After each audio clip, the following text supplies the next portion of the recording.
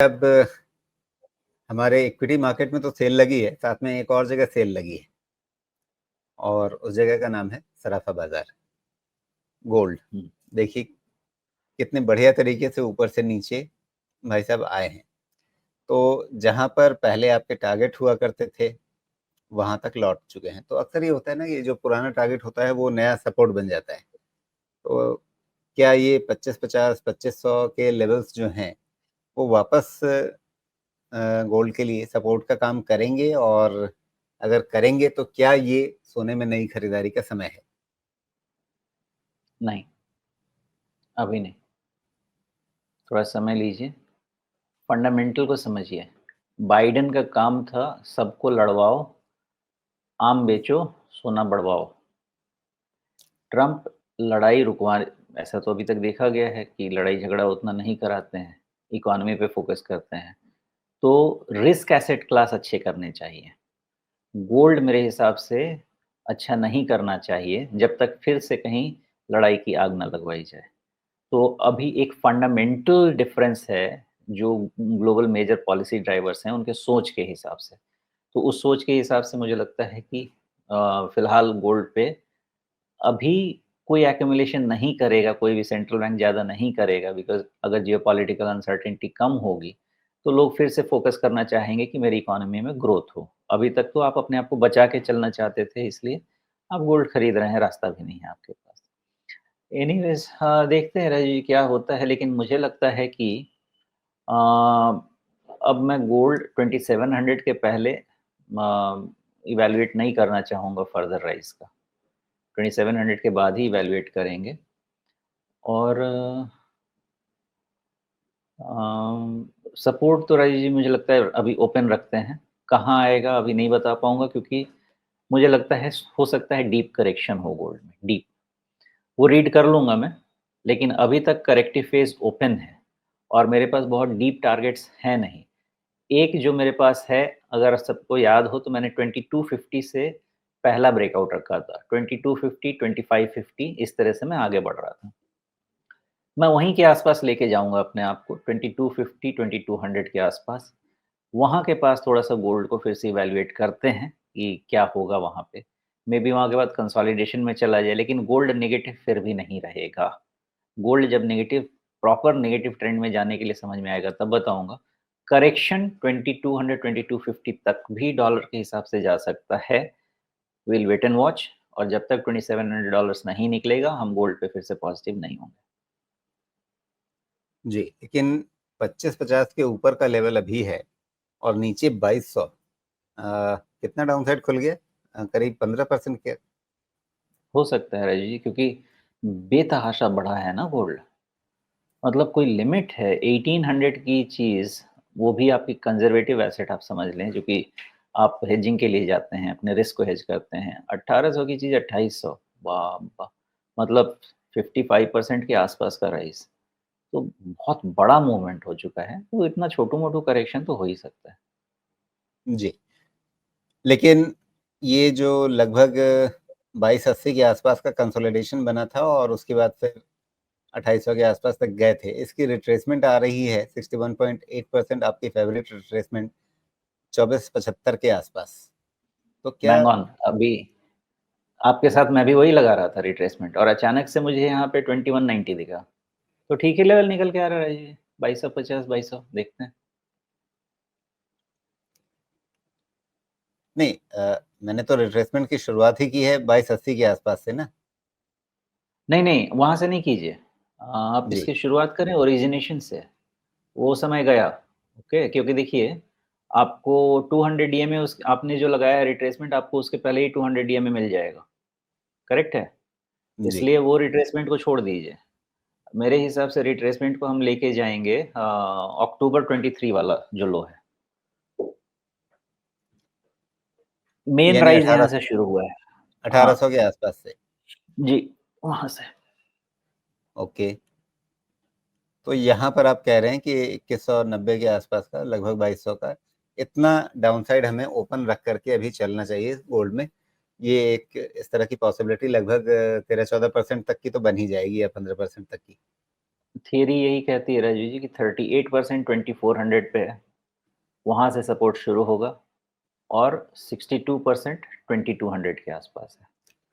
इसके आसपास कहीं बनने देंगे। मैं ये कहना चाहता हूँ कि मुझे गोल्ड जो बेरिश लगेगा, जो मैंने इसके पहले रिट्रेसमेंट डालने के पहले जो नंबर्स निकाले थे, बेरिश 2200 के पहले नहीं लगेगा। यहाँ तक आएगा और उसके बाद बिहेवियर रीड करते हैं, तो फिर देखेंगे गोल्ड, फिर उसके बाद कुछ करना है कि नहीं करना है। तो क्या जिनके पास भी होल्डिंग है वो हल्की करें, चाहे वो होल्डिंग ईटीएफ के फॉर्मेट में हो या किसी और फॉर्मेट में हो? गोल्ड ट्रेड की चीज़ नहीं है राजीव जी, बिल्कुल नहीं है। गोल्ड आप अपने पोर्टफोलियो का 5% हिस्सा बना के रखें, क्योंकि वो कभी भी काम आ सकती है। इसलिए अगर नीचे आता है तो आप अपना ओवरऑल पोर्टफोलियो इवैल्यूएट कीजिए। अब देखिए छोटा पोर्टफोलियो, मान लीजिए कि 1 करोड़ का पोर्टफोलियो, उसको आप बहुत ज़्यादा छेड़-छाड़ गोल्ड में करने की ज़रूरत नहीं है। लेकिन आपका 5 करोड़ का पोर्टफोलियो, थोड़ा आप गोल्ड का एक्सपोज़र ले सकते हैं। तो उस हिसाब से गोल्ड को आप बाहर मत निकालिए, बिकॉज़ इसका अब बहुत अच्छे से समझाया था कि देखिए डायमंड की वैल्यू चली जाएगी, क्योंकि अब आपको डायमंड एक्चुअल वैल्यू के 10% दाम में मिलने वाला है, lab grown diamond. Diamond commodity हो जाएगा, इसलिए गोल्ड सुपर प्रेशियस हो जाएगा मेरे हिसाब से। उस हिसाब से गोल्ड का स्टोर वैल्यू बहुत रहेगा, आगे भी रहेगा। तो आप उसको अपने पोर्टफोलियो का पार्ट बना लीजिए। मान लीजिए नीचे गिर जाता है और आपके पोर्टफोलियो में 4.5% हो जाता है, तो आधा परसेंट बढ़ा दीजिए in place of going negative on gold. लेकिन अगर आप गोल्ड ट्रेडर हैं, तो ट्रेड करने का तरीका चेंज हो जाएगा। लेकिन अगर एज़ इन्वेस्टमेंट पार्ट आप रख सकते हैं 5%। जी, तो जो ट्रेडर हैं उनके लिए एमसीएक्स के भाव देख लेते हैं। एमसीएक्स में अभी कितना चल रहा है, ये 77 के आसपास घूम रहा है। थोड़ी सी यहाँ भी चाल शुरू हो गई है, लेकिन यहाँ पे दो चीज़ें हैं। गोल्ड में हमें जिस तरह से स्ट्रेट फॉरवर्ड डॉलर भाव में दिख रहा है, वैसा यहाँ पे नहीं दिख रहा है, क्योंकि यहाँ पर करेंसी के प्राइस मूवमेंट से एमसीएक्स के भाव को सपोर्ट मिल रहा है। ये टूट जाएगा, थोड़ा सा जस्ट वेट कीजिए। 76,500 का जस्ट वेट कीजिए, ओके। उसके बाद हमारा गोल्ड भी टूट जाएगा, तो थोड़ा सा उसका इंतज़ार कर लेते हैं और उसके बाद ये टूटेगा। जी, क्या यहाँ भी हमें एक रिट्रेसमेंट लगा करके कुछ लेवल्स देख लेने चाहिए? ये जुलाई वाले बॉटम से अगर हम एक रिट्रेसमेंट लगाते हैं, तो क्या इसमें लगभग 75,000 के लेवल्स वापस आते हुए दिख रहे हैं आपको? नहीं, थोड़ा सा हम इसके लिए इंतज़ार करेंगे। नेट 76,500 के पहले यहाँ पे मैं कॉल नहीं ले रहा। उसके नीचे कॉल हो सकता है कि लिया जाए, लेकिन इसको फिर मल्टी फैक्टर मॉडल पे लेके जाना होगा और मेन 73,000 के नीचे ही कॉल लेना है। वहाँ से ब्रेकआउट पॉइंट बनता है, वहाँ पे अच्छी खासे बकेट ऑफ सपोर्ट्स आएँगे।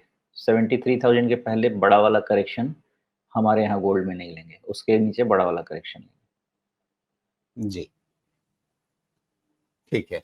अब चांदी की बात कर लेते हैं, क्योंकि सोने की चर्चा हमने कर ली, अब चांदी पे निगाह डालते हैं।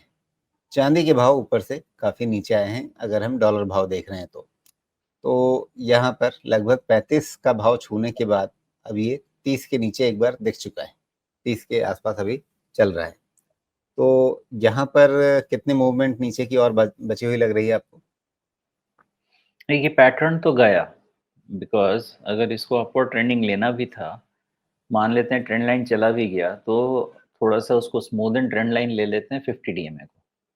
50 डीएमए को अगर स्मूदेन ट्रेंड लाइन ले लिया तो वो भी गया। तो आपके पास 200 डीएमए है 28 के पास का, जहाँ से हम पॉजिटिव हुए थे सिल्वर के लिए। तो 28 तक तो होना चाहिए, उसकी वैल्यूएशन वहाँ पे करेंगे रुकेगा कि नहीं। लेकिन उससे भी ज़्यादा इम्पोर्टेंट क्या है, हमने 32 तक का टारगेट लिया था, फिर उसके बाद बढ़ाया था। मेरे हिसाब से 32-33 जो हमारा पहले टारगेट था, वो अब रेजिस्टेंस पॉइंट ले लीजिए। उसके पहले सिल्वर में अब मूवमेंट नहीं है। तो 28 टू 32 का एक ब्रॉड रेंज रखिए। उसके बीच में तो छोटे-छोटे बहुत सारी चीज़ें बनेंगी, वो ट्रेडर्स के लिए बनेंगी। लेकिन डायरेक्शनल जो बेट है 28 और 33 यही डिसाइड करना चाहिए। जी। तो इसके हिसाब से अगर हम एमसीएक्स वाले भाव देख लेते हैं, 1 लाख के ऊपर की चांदी होने के बाद अब ये 91,000 के आसपास आ चुकी है। तो यहाँ से आगे इसमें क्या दिख रहा है?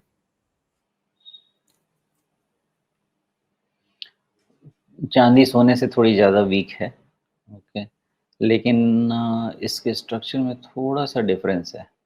चांदी में ना आपको 100 डीएमए वाला जो लाइन बनेगा ना, उसको आपको स्मूदन सपोर्ट लाइन लेना पड़ेगा। यहाँ पे एमसीएक्स सिल्वर में। हैविंग सेड दैट उस सम को छोड़ दीजिए, ये ट्रेडर्स के लिए इम्पोर्टेंट है।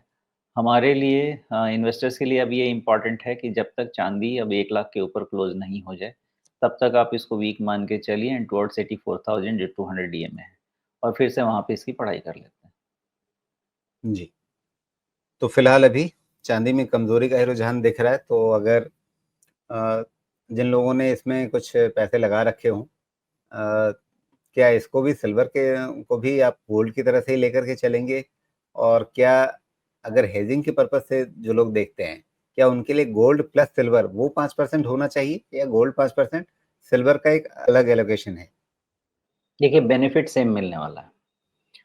गोल्ड और सिल्वर आप कोरिलेशन निकाल के चलेंगे अगला 10-10, 15 साल का, बहुत ज़्यादा कुछ फ़र्क नहीं मिलेगा।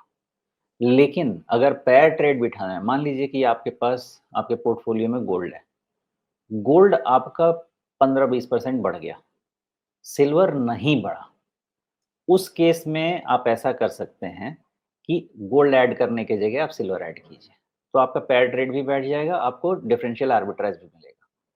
लेकिन ऐसे बहुत ज़्यादा मतलब बहुत ज़्यादा फ़ायदा नहीं मिलेगा बिकॉज़ गोल्ड का store value as precious metal may be मेरे हिसाब से super precious metal now because diamond चला जाएगा। इसकी वैल्यू बहुत ज़्यादा होगी और सिल्वर चूँकि गोल्ड अनअफोर्डेबिलिटी की तरफ बढ़ता जाएगा जनरल मास के लिए, सिल्वर उसको एज़ रिप्लेस करेगा, इवन एज़ ऑर्नामेंट्स रिप्लेस करेगा बिकॉज़ बहुत-बहुत अब आपको अट्रैक्टिव फॉर्म में आने लगेगा, उसकी वैल्यू रहेगी। तो इसलिए गोल्ड को सिल्वर ट्रेल करेगा। तो अगर आपको उसका एक्चुअल फ़ायदा लेना है, तो पहले गोल्ड को आप अपना परमानेंट 5% बना लीजिए। फिर गोल्ड अगर बढ़ गया 20%, सिल्वर नहीं बढ़ा, तो फर्दर एडिशन गोल्ड को छोड़ के सिल्वर में कर लीजिए बिकॉज़ ये होगा ही होगा। ये ट्रेल करके पहुँच ही जाएगा वहाँ पे। तो उसमें आपको ज़्यादा फ़ायदा मिल जाएगा, ये थ्योरी काम कर जानी चाहिए। अभी तक तो कर रही है। जी।